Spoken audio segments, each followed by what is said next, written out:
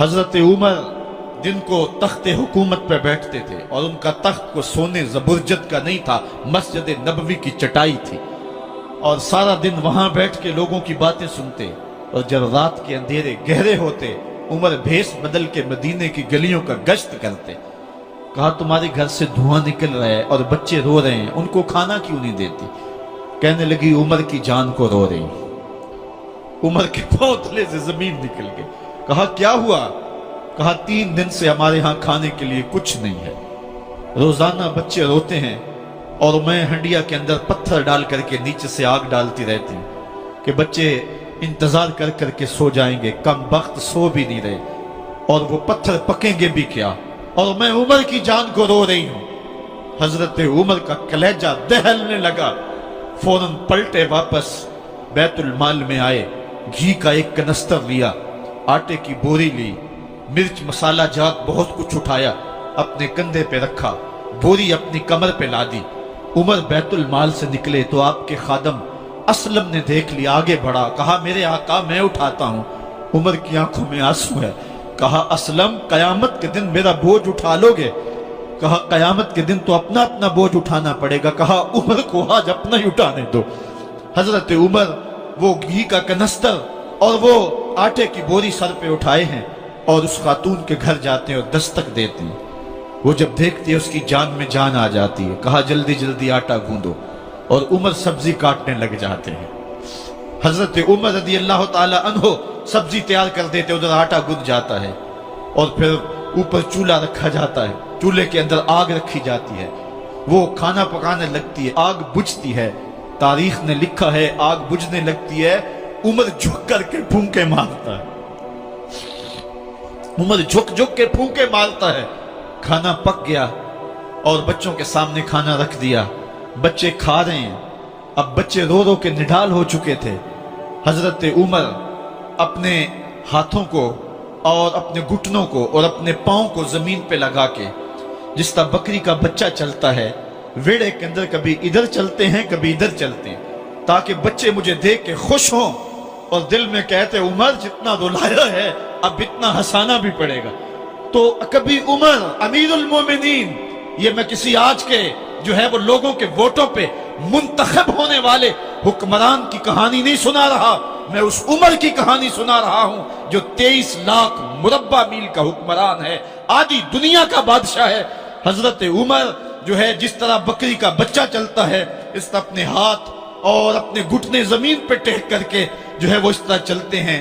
بچے عمر کو دیکھ کے مسکراتے ہیں۔ جب بچے مسکرانے لگے تو حضرت عمر نے اس خاتون سے کہا بڑھیا عمر کو معاف کر دے۔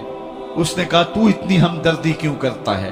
کہا عمر بیچارہ بڑا پھنسا ہوا ہے، فکر ہے اس کو یرموک و فسطاط و حلوان کی، جب فتح ہے مصر تو تیاری ہے ایران کی، آتے جاتے وفد سے ملاقات بھی کرتا ہوگا اور شب کو معلوم حالات بھی کرتا ہوگا، کانٹوں میں الجھی ہوئی بیچارے کی جان ہے، نیند اس کو بھی آتی ہے، آخر وہ انسان ہے، میری بہن عمر کو معاف کر دے۔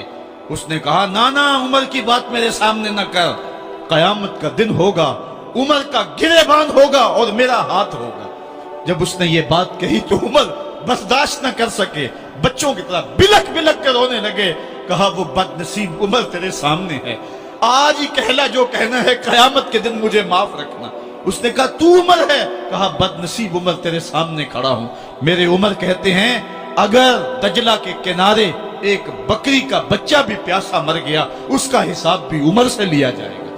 حضرت عمر نکلے یروشلم میں، ایک اونٹ ہے ایک غلام ہے، کبھی وہ سوار ہوتا ہے کبھی آپ باری مقرر کی ہے۔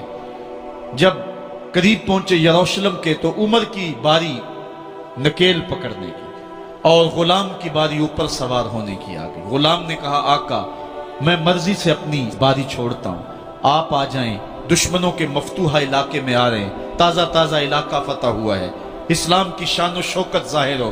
عمر نے کہا اسلام کی شان و شوکت ایسے ظاہر نہیں ہوتی ہے، اپنی باری پہ تم بیٹھو گے، اپنی باری پہ میں بیٹھوں گا۔ لوگ منتظر کھڑے ہیں، دور سے جب دیکھا کہا اس کی ہیبت سے کانپتے تھے ہم، یہ تو کوئی حبشی لگتا ہے، رنگ کالا ہے، ہونٹ موٹے ہیں، اس سے تو زیادہ حسین اس کا غلام ہے جو آگے آگے چل رہا ہے۔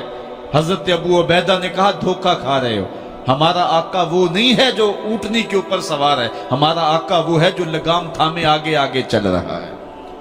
حضرت عمر رضی اللہ تعالیٰ عنہ کو آگے بڑھ کے جابیہ کے مقام پہ حضرت ابو عبیدہ بن جراح نے استقبال کیا، تو حضرت عمر آگے بڑھے اور انہوں نے آگے بڑھ کر کے حضرت ابو عبیدہ کے دونوں کندھوں پہ ہاتھ رکھا، اور سنو حضرت عمر نے کیا کہا، کہا لا الہ الا اللہ انا کنا اذل قوم فاعزنا اللہ بالاسلام، کہا کہ لا الہ الا اللہ، اے ابو عبیدہ بن جراح، ہم ایک ذلیل قوم تھے اور اللہ نے ہمیں اسلام کی وجہ سے عزت عطا کی ہے۔ اور میں تمہیں ایک تاریخ ساز بات کہنے لگا ہوں، اور وہ یہ ہے کہ جب تک ہم اس عزت والے اسلام کے دامن کو تھامے رہیں گے ہماری عزت قائم رہے گی، اور جب اسلام کے علاوہ کسی اور جگہ سے عزت ڈھونڈیں گے تو رسوا کر کے رکھ دیے جائیں گے۔ یہ ہے وہ خلاصہ جو حضرت عمر نے امتوں کے عروج و زوال کا بیان کیا ہے۔ اس امت کو جو خیرات ملی ہے تخت و تاج کی، وہ پینٹاگون سے نہیں ملی، وہ واشنگٹن سے نہیں ملی، وہ وائٹ ہاؤس سے نہیں ملی، وہ محمد عربی کے جوڑوں کا صدقہ ملی ہے۔ اس لیے جب ہم نے اسلام سے انحراف کیا، پاکستان حاصل کیا گیا تھا، پاکستان کا مطلب کیا؟ لا الہ الا اللہ۔ ہم نے اس نعرے کو چھوڑ دیا ہوا ہے، ہم نے انحراف کر دیا ہے۔ آج ہماری نظریں مغرب کی طرف لگی ہے کہ تخت و تاج اس سے نصیب ہوتے ہیں، اور دنیا کے اوپر ہم رسوا ہو کے رہ گئے۔ ہماری پستی، ہماری زبوحالی، ہماری ذلت کا سبب یہ ہے کہ جس جگہ سے ہمیں عزت ملی تھی ہم نے وہ مرکز ہی چھوڑ دیا ہے۔ اس مرکز حیات کو، اس مرکز زندگی کو، اس مرکز عزت کو ہم نے چھوڑ دیا ہے، اور دنیا کے اوپر ہم رسوا ہو رہے ہیں۔ انہی حضرت عمر کی کہانی ہے۔ وادی تہامہ سے گزر رہے تھے کہ بچوں کی طرح بلک بلک کے رونے لگے۔ کہا عمر جوان آدمی ہو اور بچوں کی طرح بلک کے رو رہے ہو؟ کہا تم نہیں جانتے، مجھے بچپن کی کہانی یاد آ گئی۔ کہا کیا کہانی ہے؟ کہا یہی عرض تہامہ تھی، میرے باپ خطاب نے مجھے 5 اونٹ دیے تھے، کہا انہیں لائن میں کھڑا کرو سیدھا۔ میں آگے والا سیدھا کرتا تھا، پیچھے والا ٹیڑھا ہو جاتا، پیچھے والا سیدھا کرتا، آگے والا ٹیڑھا ہو جاتا۔ میرے باپ خطاب نے مجھے بڑا مارا۔ کہا ایک عرب کے بیٹے ہو کہ تم سے 5 اونٹ لائن میں کھڑے نہیں ہوتے؟ کہا ایک زمانہ عمر پہ وہ تھا کہ اس سے 5 اونٹ لائن میں کھڑے نہیں ہوتے تھے، اور آج شرق سے لے کر غرب تک 23 لاکھ مربع میل کی حکمرانی، اور انسان بھی لائن میں کھڑے ہیں۔ یہ محمد عربی کے جوڑوں کا صدقہ نہیں ہے تو اور کیا ہے؟ عمر سے تو 5 اونٹ لائن میں کھڑے نہیں ہوتے تھے۔